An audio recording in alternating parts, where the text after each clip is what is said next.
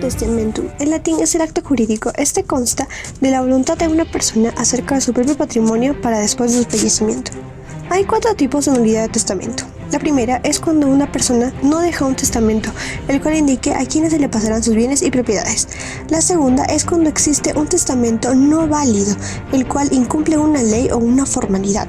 La tercera es cuando muere el heredero antes que el testador.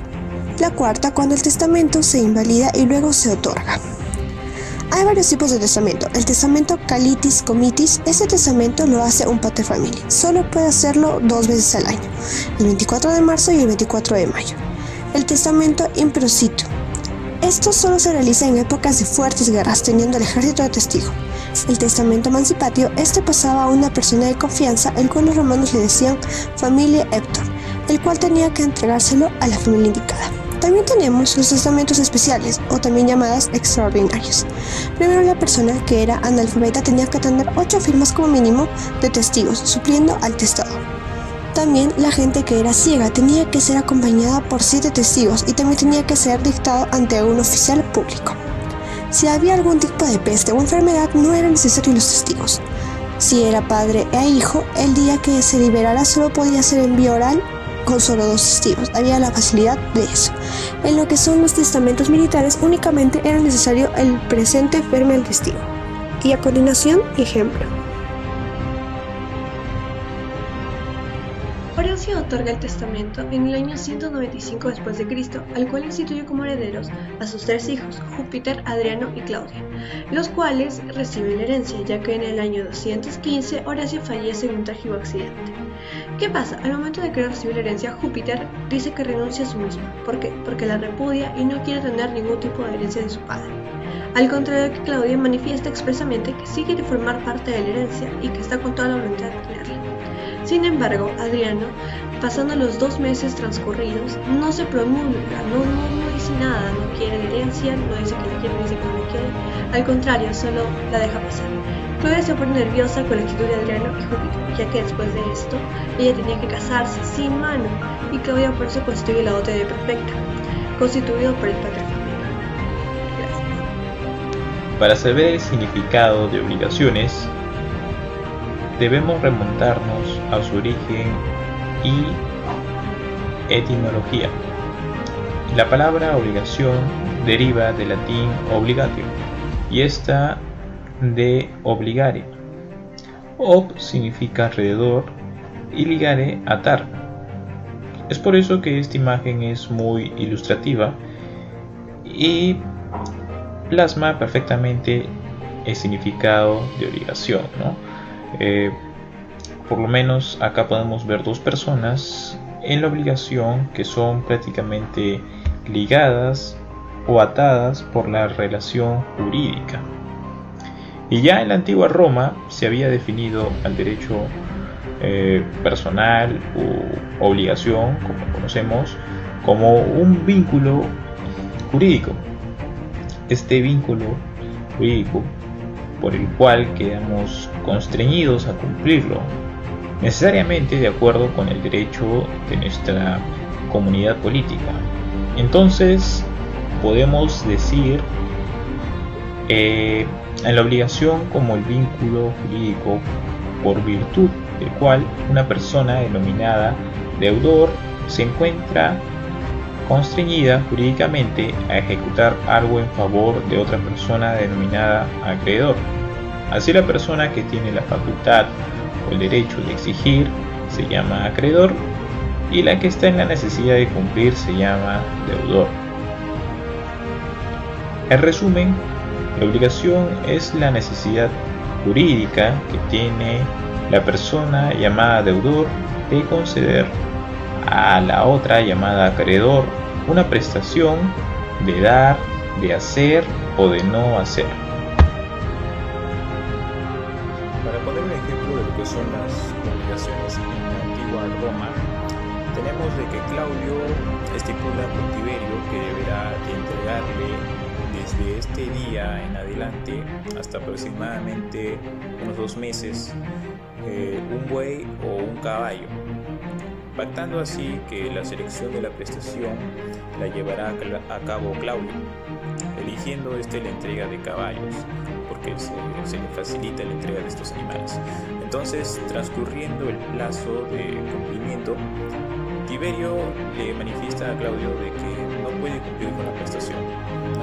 Por el simple hecho de que todos sus caballos lamentablemente pues, se han muerto por la culpa de una epidemia. En este caso sería una obligación alternativa, ya que en la que las partes sería de Claudio como el acreedor y Tiberio sería como el deudor, y como objeto, que es lo más importante, podría elegirse entre un caballo y también entre un buey, ¿no? Como lo acordaron anteriormente. Al parecer, el objeto por causa mayor, es decir, por la epidemia, y al ser una obligación alternativa, se puede solucionar haciendo la entrega de otra posible cosa, ¿no? De otro animal. En este caso sería pues haciendo la entrega de bueyes. La posesión. La palabra posidere, de donde posesio se deriva, contiene a su vez la palabra sedere o sentarse, sentarse o asentarse en una cosa. De ahí la definición de posesión como el poder de hecho que una persona ejerce sobre una cosa, con la intención de retenerla y disponer de ella como si fuera propietario. La posesión no solo era una situación de derecho, sino también de hecho. La posesión de hecho, o sea, el que una cosa esté bajo el control de una persona, no es difícil de entender.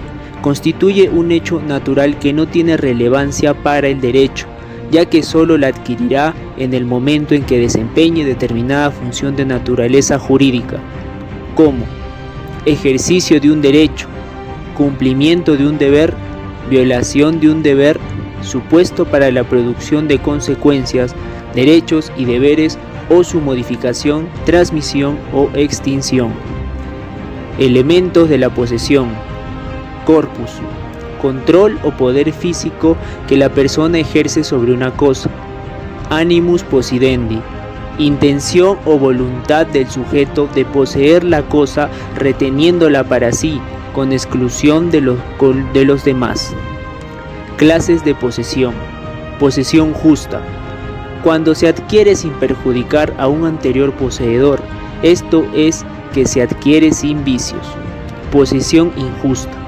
Cuando al adquirirla se dañó a otro poseedor, llamada también como posesión viciosa. Esto se daba cuando se adquiría con violencia, clandestinamente o en virtud de un precario. Posesión de buena fe. Cuando el poseedor cree tener derecho a la posesión. Posesión de mala fe. Cuando el poseedor sabe que no tiene el derecho para poseer la propiedad y aún así las tiene, como el ladrón. La propiedad es el derecho real por excelencia, el más importante de esta clase de derechos, por ser el más extenso en su contenido y también porque es el derecho real originario y conceptualmente fundante de los otros derechos que autorizan a actuar sobre las cosas, ya que todos ellos suponen la existencia previa de la propiedad para poder estructurarse. Clases de propiedad. Propiedad quiritaria. Fue la única forma reconocida por el derecho civil que exigía que el sujeto fuera ciudadano romano, que la cosa estuviera en el comercio. Si el objeto era inmueble, debía estar en suelo itálico. Su transmisión debía ser por mancipatio o la in iure cessio. Propiedad bonitaria. Se configuraba cuando faltaba algo de los requisitos exigidos por el derecho civil. Solamente la reconocía el derecho honorario, pero con el transcurso del tiempo se podía convertir por su usucapión una propiedad quiritaria. La copropiedad existe cuando varias personas son titulares del derecho de propiedad sobre el mismo objeto, en cuyo caso cada uno será propietario de una cuota ideal. De posesión y propiedad. Bueno, Cayo descubre un tesoro en el fundo de Ticio. Cuando Cayo intenta desenterrar este tesoro, o sea, regresa para desenterrarlo, pues Ticio no se lo permite porque está en su propiedad, y no tiene por qué él estar ahí, no tiene por qué tocarla. Entonces, ¿qué sucede? Estico, que es el esclavo de Ticio y Sempronio, porque ellos son copropietarios de Estico, descubre el tesoro, lo desentierra y se lo entrega a sus dueños. Entonces, ¿cuál sería el orden prácticamente de los hechos? En primer lugar, Ticio es el propietario del fundo. No sabemos desde qué fecha, no se sabe. 2. Cayo es el descubridor del tesoro. Segundo, Cayo es botado del fundo por parte de Ticio, porque es el propietario. En tercer lugar, tendríamos como que a Estico descubre el tesoro. En cuarto lugar, Estico entrega el tesoro a sus dueños. Entonces, ¿cuáles serían las acciones, ¿no? Las acciones, por ejemplo, que podría usar cada uno a su defensa, ¿no? Para poder conseguir el tesoro. Pues empezando por Cayo, él podría aplicar la interdicto un debi. ¿Por qué? Porque él ha sido el que ha descubierto el tesoro en el fondo de Ticio, y de buena fe ha querido tomar posesión de él. Pues, y por parte de Ticio, pues podría aplicar la exceptio justi domini, que significa excepción de justo dominio. ¿Y por qué? ¿Qué significa? Porque Ticio es el propietario del fundo, y todo lo que está en él prácticamente le pertenece. Pero también podría aplicar Ticio la actio damni infecti, que significa acción por daños y perjuicios. ¿Por qué? Porque al momento de desenterrar ese tesoro se han cometido como que daños en su propiedad. Entonces, ¿cuál sería la solución razonable de este presente caso? Pues según un prescripto de Adriano, pues a Cayo le pertenecería la mitad de este tesoro. ¿Por qué? Por ser el descubridor. Y a Ticio la otra mitad por ser el propietario de este fondo, ¿no? Y bueno, 2. En la etapa pues clásica, Ticio sería en la etapa clásica, pues el dueño de este tesoro, o el único propietario, sería pues Ticio. ¿Por qué? Por ser el dueño de este fondo, ¿no? Y bueno, en el derecho pues clásico, pues la solución sería de que Ticio sería parte del ganador de este tesoro, pero también el inventor del tesoro. Y aquí tenemos pues dos variantes: una de que Cayo y Ticio van a ser los propietarios de este tesoro, ¿no? A mitades, como mencioné antes. Y 2, de que el esclavo también ha sido el descubridor de este tesoro. Entonces la cuarta parte de este tesoro le correspondía al otro copropietario, que es Sempronio. Le correspondería la cuarta parte de este tesoro. El resto le correspondería a Ticio, más la mitad de lo del descubridor, o sea, del esclavo Estico. Muchas gracias.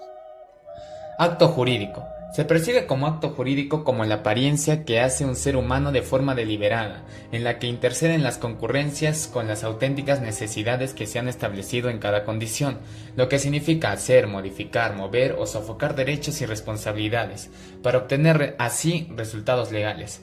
Por voluntad expresa de una persona que se considere como una comparecencia jurídica, esta deberá ajustarse a lo esencial, que la ley necesita para cada circunstancia, y que se denominen partes mayores y generosas. Las partes cruciales de un digno acto jurídico, las que no pueden faltar, ya que ante la probabilidad de que alguno de ellos sea indecoroso, no existe la indicación legal, es decir, se proclama inexistente. Serían los segmentos significativos para la presencia son el deseo del realizador de terminarla, la presencia del artículo sobre el que se realiza la muestra. Esto debe ser tanto físico como legítimo, y en la seriedad que la ley requiere para cada circunstancia. Un legítimo puede ser unilateral. Un acto legítimo puede ser unilateral, cuando solo el anhelo de un solo individuo es fundamental para cumplirlo. O también puede ser plurilateral, cuando la voluntad expresa es de dos personas para hacerlo. Nexum. El nexum sugiere adecuadamente lo que está o está ligado. es decir, la demostración de la base de una compensación. Hacia el comienzo de Roma se estableció un entendimiento definitivo fenomenal, es decir, un símbolo común. Por ejemplo, en este punto el lugar de transporte sería el gasto del crédito y tal. La responsabilidad común o pecuniaria consecuentemente contraída era explícita, divergente de la responsabilidad básica esencial, que una vez terminado el plazo, el prestamista tenía la alternativa de llevar preso a su domicilio al prestatario, aniquilándolo. No aniquilándolo, sino como si le hubiera sido concedido por la autoridad para causa de un delito.